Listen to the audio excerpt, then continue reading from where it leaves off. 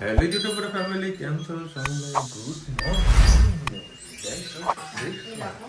ધનવી ઉઠી હતી, ચા નાસ્તો કરીને પાછી સુઈ ગઈ. એવું છે, નાસ્તો કરવાનો બાકી ને? આજે 8 વાગ્યા છે, હજી 10 મિનિટ બાકી છે.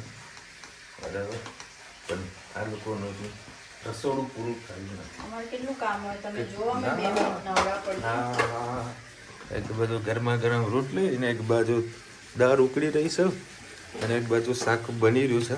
એટલે આ સાસુએ નિર્ણય કર્યો છે કુકરની 2 સીટી મારી દઈએ એટલે શાક પાકી જશે.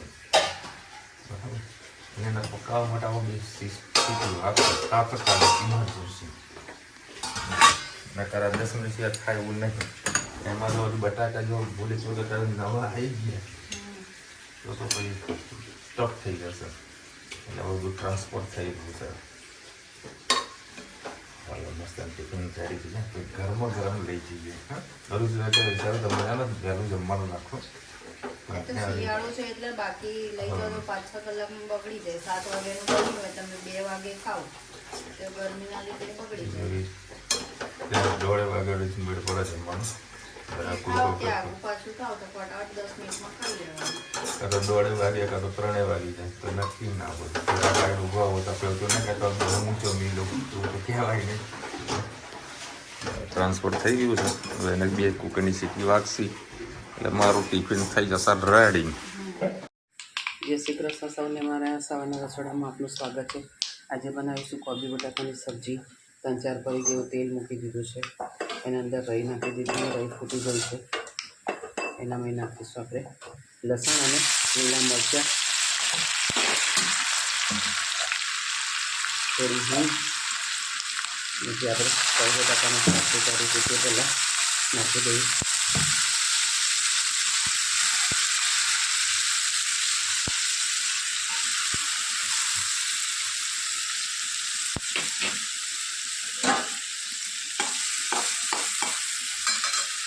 સાથે સાથે આપણે મસાલા પણ કરી દઈએ. હળદર, ગરમ મસાલો, લાલ મરચું, ધાણા જીરું,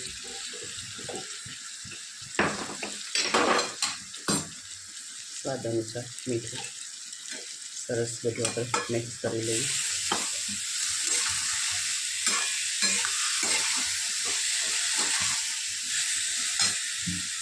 બાકીનું શાક પણ આપણે નાખી દઈએ.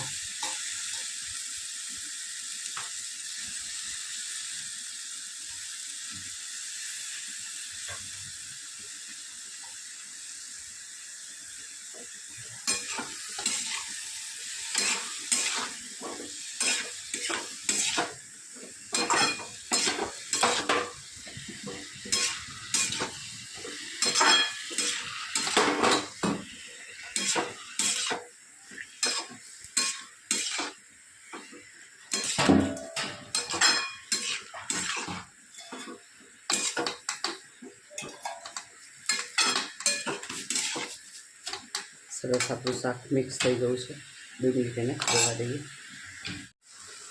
છેલ્લે આપણે થોડા ધાણા અને થોડું પાણી નાખી અને ચારવા મૂકીએ. બહુ રસો નથી કરવાનો, ખાલી શાક ચડે એટલું જ આપણે અંદરથી પાણી નાખીશું. અને કોબી પણ પોતાનું પાણી છોડશે એટલે આપણી સબ્જી થઈ જશે તૈયાર. બસ આ રીતે આપણે કોબી બટાકાની સબ્જી બનાવીએ છીએ. કોમેન્ટમાં ચોક્કસ કહેજો અમારી સબ્જી તમને કેવી લાગી. જય શ્રી કૃષ્ણ સૌને, મારા સવારના રસોડામાં આપનું સ્વાગત છે. આજે મેથી લીલી ડુંગળીનો બેસનની સબ્જી બનાવી છે. તમારી સાથે રેસીપી શેર કરો. 2 કઢાઈ તમે કહેતા હશે કે 2 કઢાઈ મૂકી છે, પણ બેસન શેકીએ ને એના અંદર તમે લીલી ડુંગળી કે ભાજી નાખો ને તો કાચી કાચી લાગે. એટલે મેં આનામાં બેસન શેકીશ. આનામાં 2 પરી જેવું મેં તેલ મૂકી દીધું છે અને લસણ અને લીલા મરચાં લીધા છે. અમે જીરું બીરું કંઈ નહીં નાખ્યું. લીલા મરચાં, લસણ અને લીલી ડુંગળી.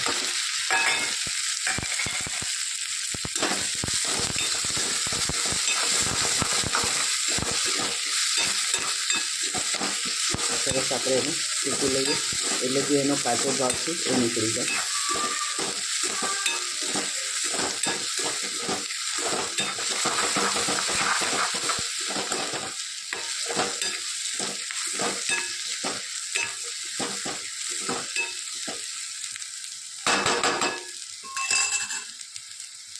સાથે સાથે આપણે ભાજી નાખીએ.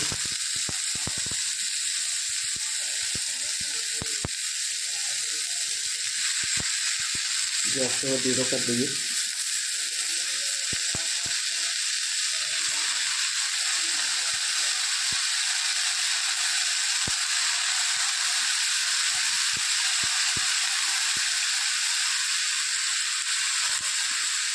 સાથે સાથે આપણે મસાલા પણ આના અંદર કરી દઈશું. ધાણા જીરું, લાલ મરચું, ગરમ મસાલો, હિંગ, હળદર, સ્વાદ અનુસાર મીઠું. સરસ બધું આપણે ધીમે ધીમે મિક્સ કરી લઈએ.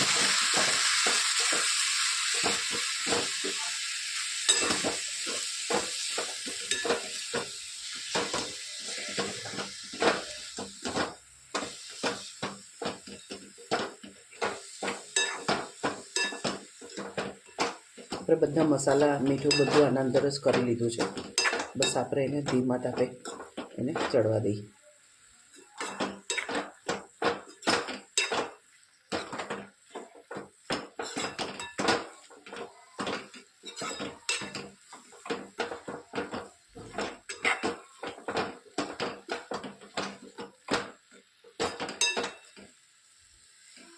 ધીમા તાપે ચડે છે ત્યાં સુધી આપણે બાજુનો ગેસ ચાલુ કરી દઈએ. અને આપણે બેસન શેકી લઈએ.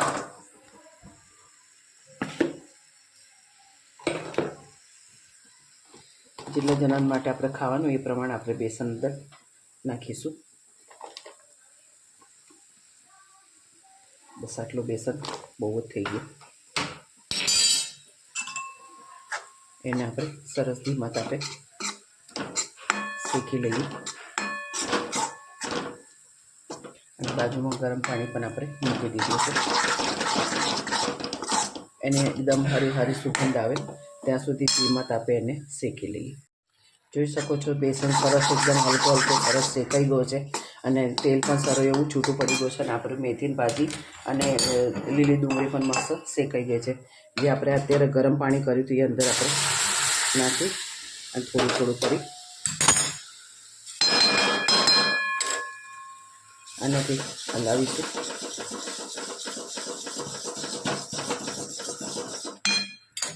જેમ ઘટ થતું જશે એમ આપણે પાણી નાખતા જઈશું.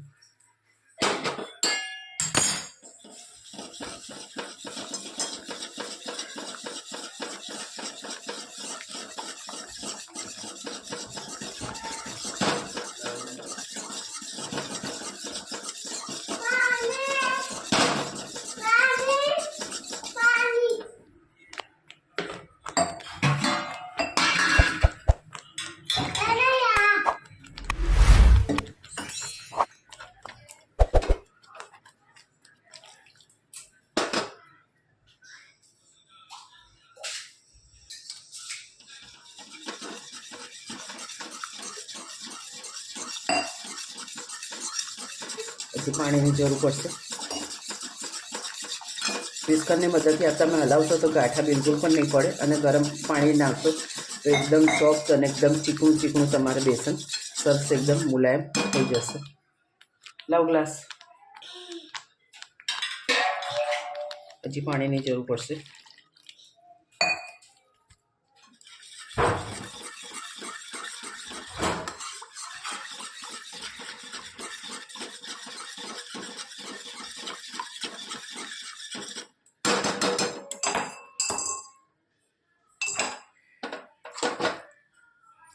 હવે જે આપણે મિશ્રણ શેકીને રાખ્યું હતું અંદર બધું આપણે નાખી દઈએ.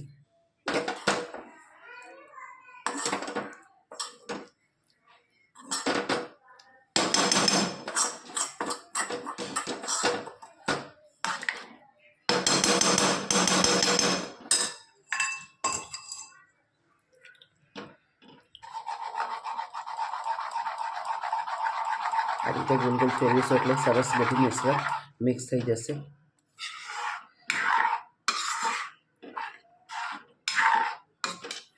આના ઉપર કાચું તેલ નાખીને ખાવામાં ખૂબ જ મજા આવે છે. સરસ હજી ઉકળશે અને સરસ સીજાઈ જશે પછી આપણે એને રોટલા અને આ સબ્જી સાથે કાચું તેલ ઉપર નાખીને ખાઈશું. ખૂબ જ મજા આવે. આપણી લીલી ડુંગળી મેથી ભાજીનું બેસનનું શાક તૈયાર થઈ ગયું. બસ હવે છેલ્લા લાસ્ટમાં આપણે અંદર ધાણા નાખી દઈએ. કોમેન્ટમાં ચોક્કસ કહેજો અમારી બે સબ્જી તમને કેવી લાગી. જો આ બાલ્કની બેસીને બધું જોયા કરશે અહીંથી. હે તનો ચલો ભાઈ 9:30 વાગ્યા છે. બધા વળી ધીરે ધીરે ઊંઘવાની તૈયારી કરી રહ્યા છે. હા સ્વાદ છે. સરસ મજાનું બેસનનું શાક અને જોડા છે રોટલા. ગરમા ગરમ રોટલા તો નસીબમાં ના થાય આપણા, રોટલી થઈ જાય પણ આમ મળે ને એ મહત્વનું છે. ભાઈ બે વસ્તુ કે ત્યાં બેસું છું બેસી જઈએ ખોટું વળી. હવે બધાની અત્યારે જમવા બેસશે. તારે જમવાનું બેટા? હે કેમ તું જમી? એ ખીચડી આવી એની. ચલો ભાઈ ધનવી તને મારા જોડે જમવા બેઠી હતી. આ લોકો જમવા ના બેઠી. ખાધું નહીં એને. કેમ એવું કર્યું આજે? અડધી ફરતી કંઈક ને કંઈક નાસ્તા પાણી કરે રાખતી હોય. મોજ કરતી રહે. મને કે પાપા ખવડાવ. એ તો મિલાડી આવી અંદર પેઈ ગયા. પણ મમ્મી નું કરે બોલાવે છે. આ રહ્યું નાનું નાનું બિલાડું. તું કોકે દોરી વડે બાંધી દીધું ગરમ. ગઈ બેટા ગઈ ગઈ ગઈ માં દીકુ બંધ કરો ને અંદર આવતી રહેશે. અમારા બાલ્કનીની અંદર 2 કબૂતર છે બરાબર. રોજ રુચિ તને હેરાન કરવા આવે ડેલી બરાબર. એ બે હવે કેવું છોડવા આવેલા છે. છોડના ઉપર આવીને બેસી જાય બરાબર. 2 કપલ આવે અને છોડના ઉપર બેસી જાય અને ગુરગુર અવાજ કરે. રુચિ તને ખબર પડે કે આયા કપલિયા એ પાછી ભગાડે. થોડીક ટાઈમ થાય પાછા કબૂતર આવે પાછા ભગાડે. દરવાજો ખોલજો. ના ના ભલે એ તો આવશે. ખોલ્લું રાખ. ખોલ દરવાજો થોડો. બસ બસ ઠંડો પવન આવી રહ્યો છે. હા હેડમ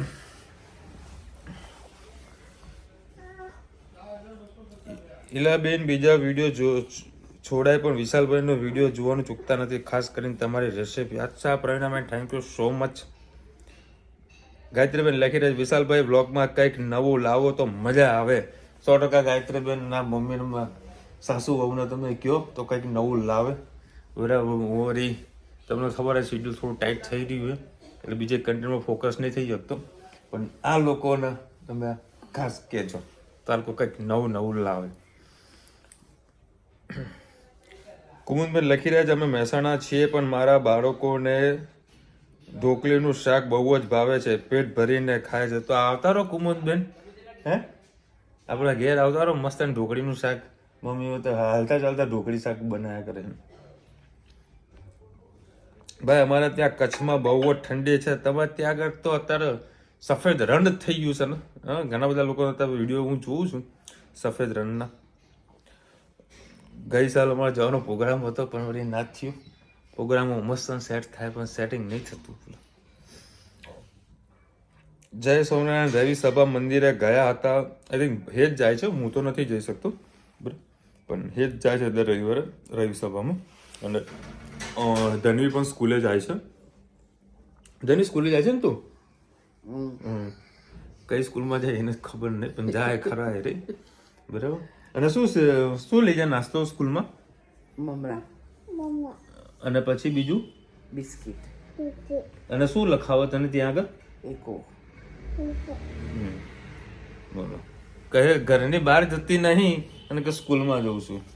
કઈ જગ્યાએ તારી સ્કૂલ આવી તો બતાવી મને. સ્કૂલ ક્યાં આવી તારી?